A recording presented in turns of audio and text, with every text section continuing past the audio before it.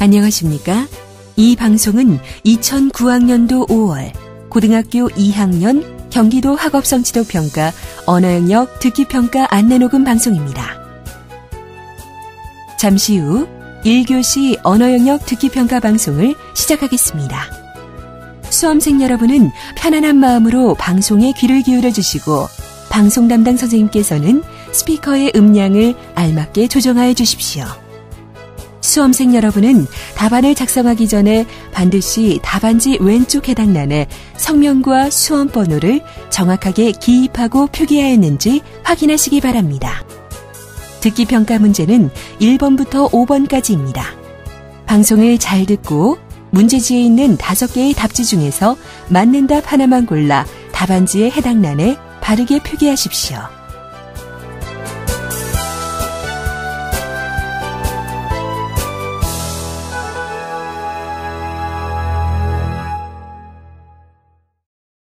그러면 지금부터 1교시 언어영역 듣기평가를 시작하겠습니다.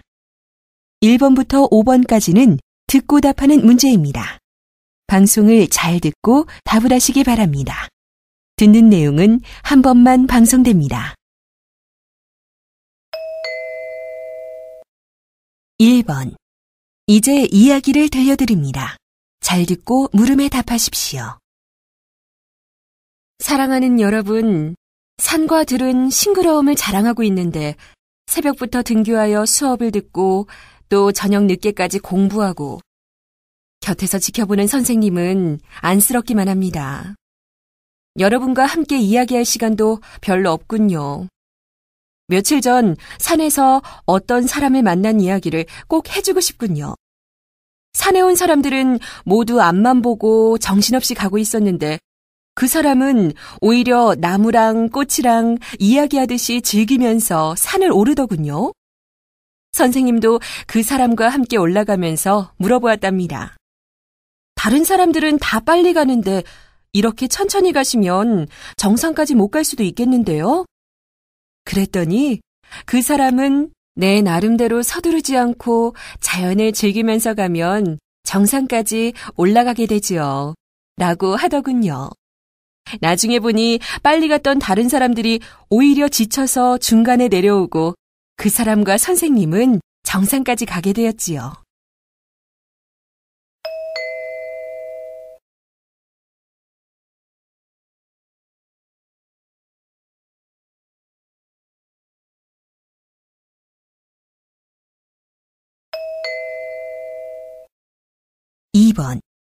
이번에는 강연의 일부를 들려드립니다. 잘 듣고 물음에 답하십시오. 여러분, 식물에서 비행기 연료를 뽑아낸다면 믿으시겠습니까? 오늘 저는 이것에 대해 이야기하고자 합니다.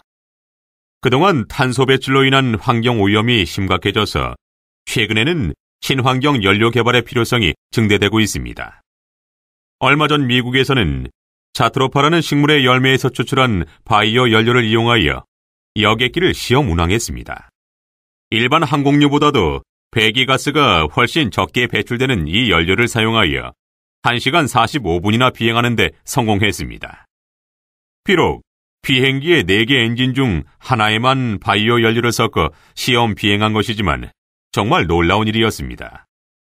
현재는 바이오 연료를 생산할 만한 시설도 충분치 않고 더구나 곡물을 원료로 하는 연료는 식량 부족의 원인이 되어 새로운 바이오 연료 개발이 필요한 때입니다. 그런데 자트로파는 독성 물질이 함유되어 있어 옥수수나 대두와는 달리 식용으로 사용되지 않고 자생력이 강해 대량 생산이 가능합니다. 게다가 탄소 배출량이 화석 연료의 20%밖에 되지 않습니다. 또한 항공 엔진을 새로 개발할 필요가 없어 경제성이 탁월하죠. 예전에 아프리카 등에서 울타리 용도로나 쓰이던 자트로파가 이제는 친환경 녹색 산업을 위한 유용한 식물이 되었지요.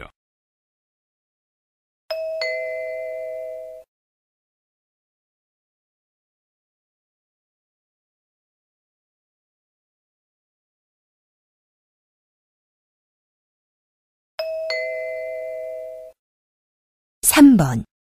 이번에는 학생들의 대화를 들려드립니다. 잘 듣고 물음에 답하십시오. 다음 수업 시간엔 내가 모둠의 발표자인데 참 걱정돼. 그러니? 나도 시험 보는 것보다 발표하는 게 오히려 더 긴장돼. 우리만 그런 게 아니라 전에 뉴스에서 봤더니 대학 신입생들의 발표력이 다른 나라 학생들에 비해 많이 떨어진다고 하더라. 남들 앞에서 조리 있게 자기 주장을 펴는 능력이 상대적으로 부족하다는 거 말이지? 나도 그거 보면서 공감이 많이 되더라. 우리는 잘 말하는 것의 중요성에 대해서는 별로 관심이 없었기 때문인 것 같아. 나도 그것이 원인이라고 생각해. 그래서 나는 우리 학생들이 자신의 생각을 조리 있게 발표할 수 있는 공식적인 기회를 많이 가져야 한다고 생각해. 수업 시간에도 이런 걸 배울 수 있는 과목도 넣고. 물론 수업 시간을 통해 이론적으로 배우고 연습하면 더 나아질 수도 있겠지. 하지만 내 생각은 좀 달라. 그것보다는 평상시에 좀 더 자신의 의견을 적극적으로 말하는 습관을 들이는 게 더 중요하지 않겠니? 내 생각엔 말하는 방법을 수업 시간에 배우고 시험도 보면 더 잘할 수 있을 것 같은데. 우리는 시험 본다고 하면 뭐든지 열심히 하잖아. 그건 아닌 것 같아. 시험 보지 않았어도 초등학교 때가 오히려 발표력이 가장 좋았잖아. 그런데 지금은 수업 시간에 답을 알아도 대답도 하지 않을 때가 많잖아. 그러니 평상시에 자기의 생각을 조리 있게 얘기하는 게 중요하다는 걸 알아야 해.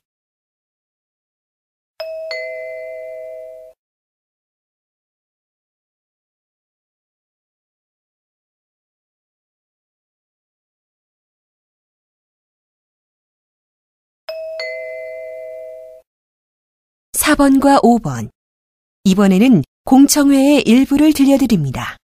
잘 듣고 4번과 5번의 두 물음에 답하십시오. 안녕하십니까? 요즘 버스 전용 차로에 택시 통행을 허용하는 문제를 놓고 많은 논란이 빚어지고 있습니다. 찬성 측과 반대 측 대표를 모시고 의견을 들어보도록 하겠습니다. 버스 전용 차로에 택시 통행을 허용하자는 찬성 측부터 발언해 주십시오. 택시는 버스나 지하철과는 달리 특별할 때 이용하는 교통수단입니다. 위급 상황에 신속하게 이동하거나 급한 볼일이 있을 때 택시를 이용하는 경우가 많습니다. 그러니 버스 전용 차로에 택시 진입을 허용해야 합니다. 다음은 반대 측 발언해 주십시오. 버스 전용 차로에 택시 통행을 허용한다면 교통량이 집중되어 버스 전용 차로의 기능을 제대로 발휘하지 못할 것입니다. 게다가 도로 중앙에 버스 전용 차선을 달리던 택시가 승객을 내려주기 위해 인도 쪽으로 이동하다가 교통사고가 나는 경우도 많아요. 그러니 택시의 버스 전용 차로 진입을 허용해서는 안 된다고 봅니다.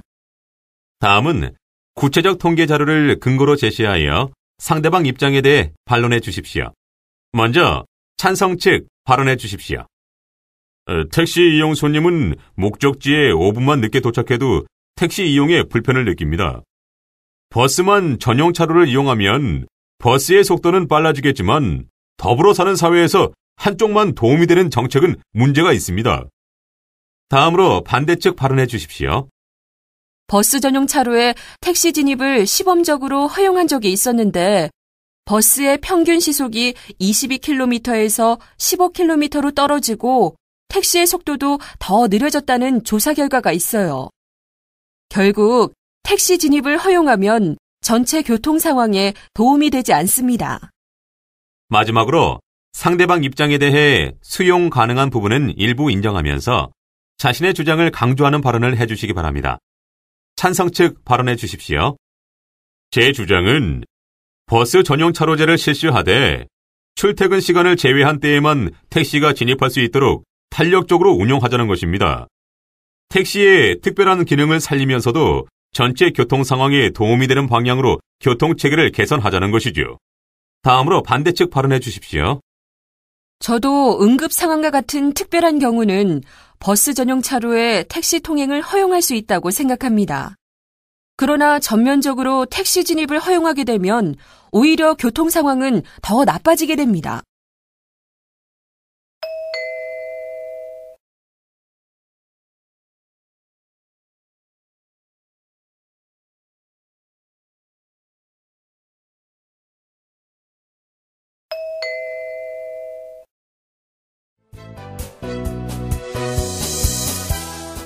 이제 듣기 문제는 모두 끝났습니다. 6번 문제부터는 문제지의 지시에 따라 답하십시오.